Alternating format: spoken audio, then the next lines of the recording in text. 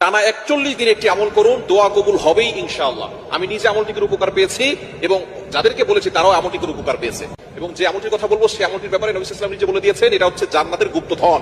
এটা করে আল্লাহর কাছে দোয়া করলে আল্লাহ তাআলা সেই দোয়াটা কবুল করে। অনেকে আছেন বলেন হুজুর দোয়া করছি, দোয়া কবুল হচ্ছে না, সন্তান কথা শোনে না, স্বামী কথা শোনে না। অনেকে বলে হুজুর স্ত্রী কথা শোনে না, অনেকের ভিসা হচ্ছে না, অনেকের টেনশনে পড়ে গেছেন, অনেকের বিয়ে হচ্ছে না। বিভিন্ন দুশ্চিন্তা, ঋণের বোঝা, অভাব, সব কিছুর জন্য আপনি একটা আমল করতে পারেন। প্রতিদিন এশারা নামাজের পরে একটি আমল করবেন। আমলটি কিভাবে করবেন? আপনি এশারা নামাজ পড়বেন, 5 ওয়াক্ত নামাজ অবশ্যই পড়বেন এবং ইয়াকিনের সাথে আমল করবেন। যদি আপনার ইয়াকিন না থাকে, বিশ্বাস না থাকে, তাহলে কিন্তু আপনি কোন আমল করে আল্লাহর কাছ থেকে উপকার পাবেন না। আপনি ইয়াকিনের সাথে আমল করতে হবে যে আল্লাহ তাআলা আমাকে বিপদ থেকে উদ্ধার করবেন। টানা 41 দিনের একটি আমল করবেন। মা বোনটা যেহেতু আল্লাহ প্রদত্ত অসুস্থতার সময় আসে, এই জন্য টানা 41 দিন যদি করতে না পারেন, মাঝে অসুস্থ হন, আপনি যে কদিন অসুস্থ থাকবেন গুনে রাখবেন, তারপরে থেকে আবার করা শুরু করবেন। তো অবশ্যই 41 দিনের আগে আপনি ভালো ফলাফল পাবেন ইনশাআল্লাহ। এশারা নামাজের পরে আমলটি করবেন।